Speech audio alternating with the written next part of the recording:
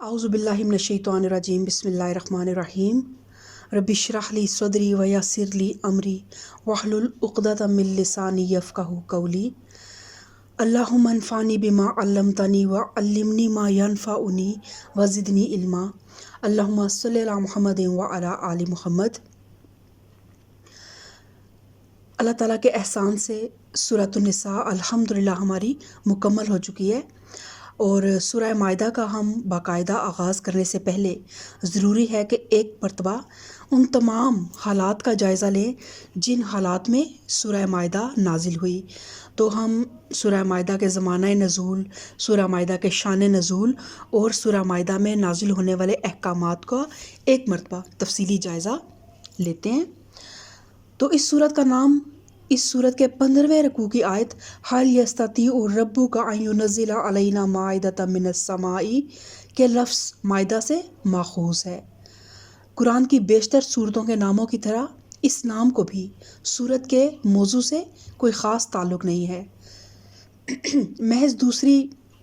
सूरतों से मुमताज़ करने के लिए या मुमय्यज़ करने के लिए इस लफ्ज़ को अलामत के तौर पर इख्तियार किया गया है।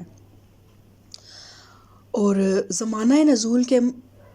मुतालिक इस सूरत के मज़ामीन से ज़ाहिर होता है और रवायात से भी इस बात की तस्दीक होती है कि ये सुलह हुदैबिया के बाद 6 हिजरी के अवाखिर या 7 हिजरी के अवाइल में नाजिल हुई। ज़िलक़ादा 6 हिजरी का वाक़या है कि नबी करीम सल्लल्लाहु अलैहि वसल्लम 1400 मुसलमानों के साथ उम्रा अदा करने के लिए मक्का तशरीफ़ ले गए, मगर कफ़ारे कुरैश ने अदावत के जोश में आकर अरब की कदीम तरीन मजहबी रवायात के ख़िलाफ़ आपको उम्रा ना करने दिया और बड़ी रद्दो-कद के बाद ये बात कबूल की कि आइंदा साल आप ज़ियारत के लिए आ सकते हैं। इस मौका पर ज़रूरत पेश आई कि मुसलमानों को एक तरफ तो ज़ियारत काबा के जो आदाब सफ़र हैं वो बताए जाएं ताकि आइंदा साल उम्रे का सफ़र पूरी इस्लामी शान के साथ हो सके, क्योंकि इससे पहले बेशक हज का भी एहतमाम होता था और लोग उम्रे भी करते थे, लेकिन वक्त के साथ साथ उन तमाम जो सुन्नत इब्राहिमी थी उसमें बहुत ज़्यादा मसख़ हो चुकी थी उसकी शक्ल, और वो बरा ना होकर काबा का तवाफ़ करते थे और उनका जो इबादत थी वो भी महज नाच गाना राग तालियां सीटियां, इसके अलावा और कुछ भी नहीं था। तो अल्लाह ताला ने फिर इस चीज़ का एहतमाम फरमाया कि सफ़र काबा की ज़ियारत काबा के जो आदाब हैं वो मुसलमानों को बताए जाएं ताकि आइंदा साल उम्रे का सफ़र पूरी इस्लामी शान के साथ हो सके। और दूसरी तरफ उन्हें ताकीद की जाए कि दुश्मन काफरों ने उनको उम्रे से रोककर जो ज़्यादती की है उसके जवाब में वो कोई ऐसी नारवा ज़्यादती ना करें, इसलिए कि बहुत से काफिर कबीलों के हज का रास्ता इस्लामी मकबूजात से गुज़रता था और मुसलमानों के लिए ये मुमकिन था कि जिस तरह उन्हें ज़ियारत काबा से रोका गया था इसी तरह वो भी उनको रोक दें। तो यही तकरीब है उस तमहीदी तकरीर की जिससे सूरत का आगाज़ हो रहा है और आगे चल कर 13वें रकू में फिर इसी मसले को छेड़ा गया है, जो इस बात का सबूत है कि पहले रकू से 14वें रकू तक एक ही सिलसिला तकरीर चल रहा है। और इसके अलावा जो दूसरे मज़ामीन इस सूरत में हम पढ़ेंगे वो भी सब इसी एक ही दौर के मालूम होते हैं। और जो सूरत का बयान है उसका जो तसलसल है ना, उससे ये गालिब गुमान होता है कि ये पूरी सूरत एक ही खुतबे पर मुश्तमिल है जो बैक वक्त नाजिल हुआ। ये भी हो सकता है कि मुतफ़रक तौर पर इसकी बाज़ आयात बाद में भी नाजिल हुई हों और मज़मून की मुनासबत से उनको इस सूरत में मुख्तलिफ़ मुकामात पर पेवस्त कर दिया गया हो, लेकिन सिलसिला बयान में कहीं कोई खफीफ सा भी खला महसूस नहीं होता या मौजू तब्दील नहीं होता जिससे ये क़यास किया जा सके ये सूरत 2 या 3 खुतबों का मजमुआ है, बल्कि ये एक ही खुतबा महसूस होता है। और शान नज़ूल इस सूरत का इस तरह कि सूरह आले इमरान और सूरह निसा के ज़माना नज़ूल में, क्योंकि हम अब सूरह आले इमरान को भी हम पढ़ चुके हैं और सूरह निसा का ज़माना भी हम देख चुके हैं कि ग़ज़वा उहद के बाद का वाक़या था जब सूरह निसा नाजिल हुई, जब हर घर में यतीम बच्चे भी थे और बेवाएँ भी थीं और मुसलमान जो थे इस्लाम बिल्कुल ऐसे हर तरफ से जो है ना वो ख़तरात में घिर चुका था। तो سورہ آل عمران اور سورہ نساء کے زمانہ نزول سے اس صورت کے نزول تک پہنچتے پہنچتے حالات میں بہت زیادہ تغیر واقع ہو چکا تھا۔ ایک طرف تو وہ حالات تھے کہ جنگ احد کے صدمے نے مسلمانوں کے لیے مدینہ کے قریبی ماحول کو بہت پرخطر بنا دیا تھا، یا اب یہ وقت آ چکا تھا جب یہ صورت نازل ہوئی کہ عرب میں اسلام ایک ناقابل شکست طاقت نظر آنے لگا، اور اسلامی ریاست ایک طرف نجد تک اور دوسری طرف حدود شام تک، تیسری طرف ساحل بحر احمر تک، اور چوتھی طرف مکہ کے قریب تک پھیل گئی تھی۔ اور احد میں جو زخم مسلمانوں نے کھایا تھا وہ ان کی ہمتیں توڑنے کی بجائے ان کے عزم کے لیے ایک اور تازیانہ ثابت ہوا۔ جو احد کا زخم مسلمانوں کو لگا نا،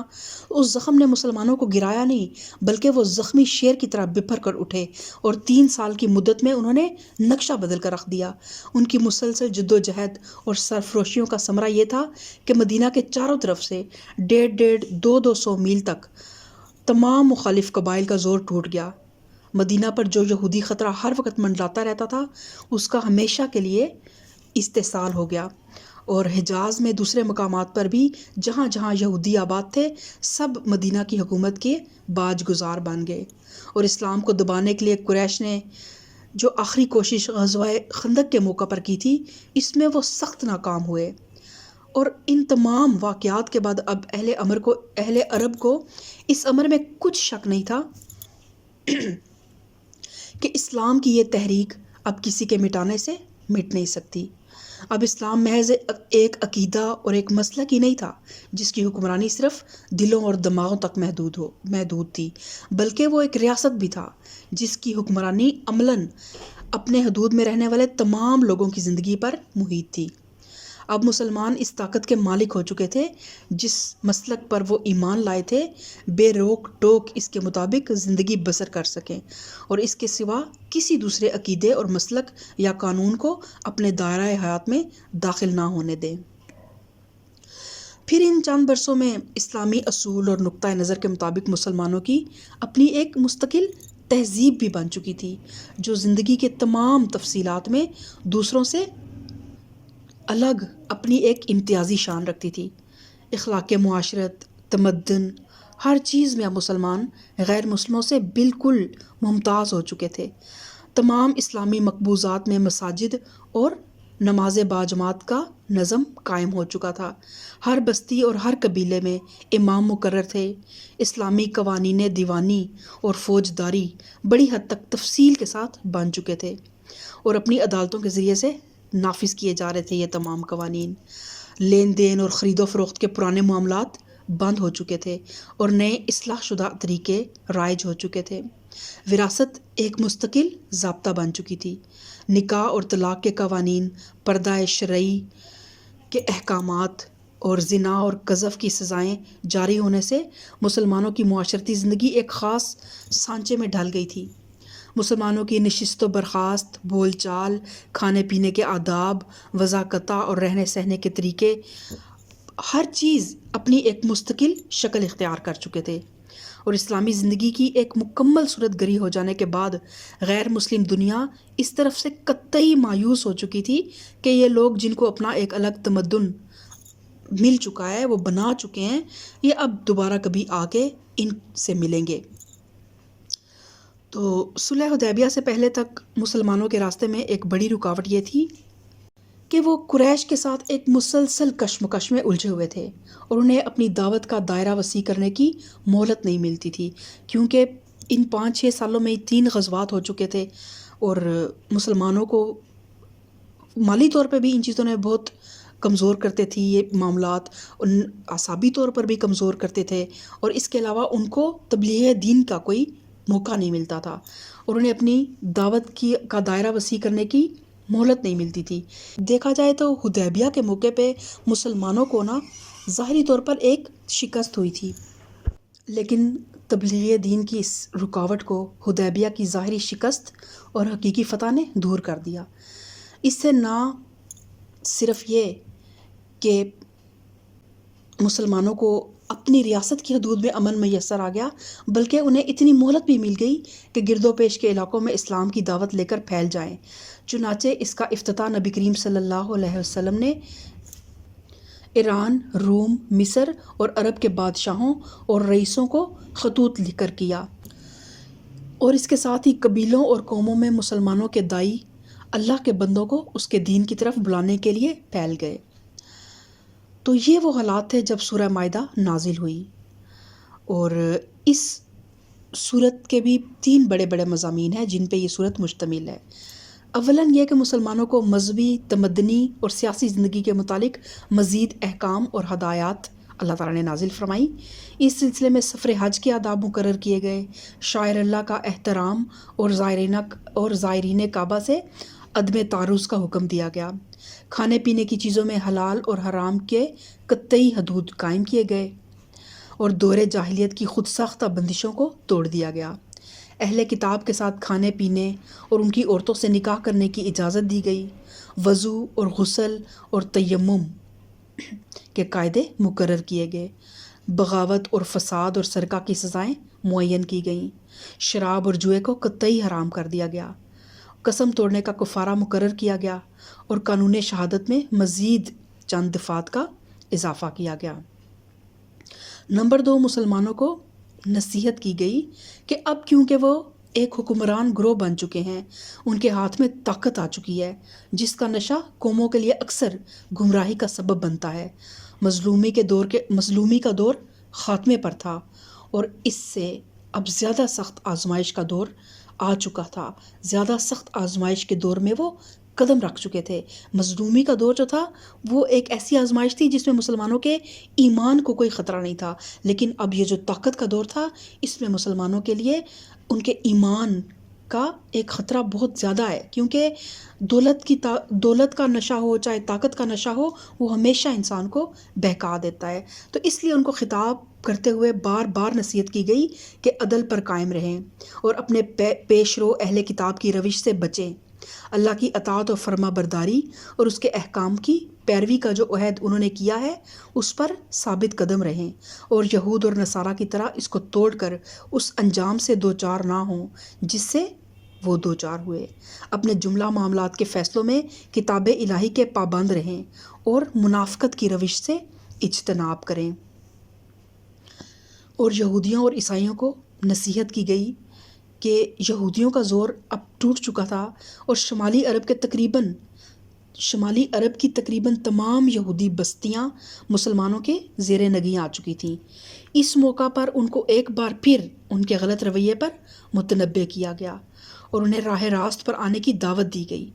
نیز چونکہ صلح حدیبیہ کی وجہ سے عرب اور متصل ممالک کی قوموں میں اسلام کی دعوت پھیلانے کا موقع نکل آیا تھا، اس لیے عیسائیوں کو بھی تفصیل کے ساتھ خطاب کر کے ان کے عقائد کی غلطیاں بتائی گئیں اور انہیں نبی عربی پر ایمان لانے کی دعوت دی گئی۔ ہمسایہ ممالک میں جو قومیں بت پرست اور مجوسی تھیں، بے شک ان کو براہ راست خطاب نہیں کیا گیا، کیونکہ ان کی ہدایت کے لیے وہ خطبات کافی تھے جو ان کی ہم مسلک مشرکین عرب کو خطاب کر کے مکہ میں نازل کیے جا چکے تھے۔ تو یہ وہ نمایاں حالات و واقعات تھے اور نمایاں مضامین تھے جو اس صورت میں ہم آگے مطالعہ کریں گے۔ تو اللہ تعالیٰ ہم سب کو بہترین طریقے سے قرآن پاک کو سمجھنے اور اس کو سمجھانے کی توفیق عطا فرمائے۔ اللہ تعالیٰ ہمارا شرح صدر فرمائے، سمجھنے کے معاملے میں بھی اور سمجھانے کے معاملے میں بھی، اور اللہ تعالیٰ ہمیں یہود جیسا عمل، یہود جیسی روش اختیار کرنے سے بچائے کہ اللہ تعالیٰ نے فرمایا کہ کیا تم لوگوں کو تو اچھے اعمال کی یا اسلام کی یا ایمان کی دعوت دیتے ہو لیکن اپنے نفسوں کو بھول جاتے ہو۔ تو اللہ تعالیٰ ہمیں بہترین طریقے سے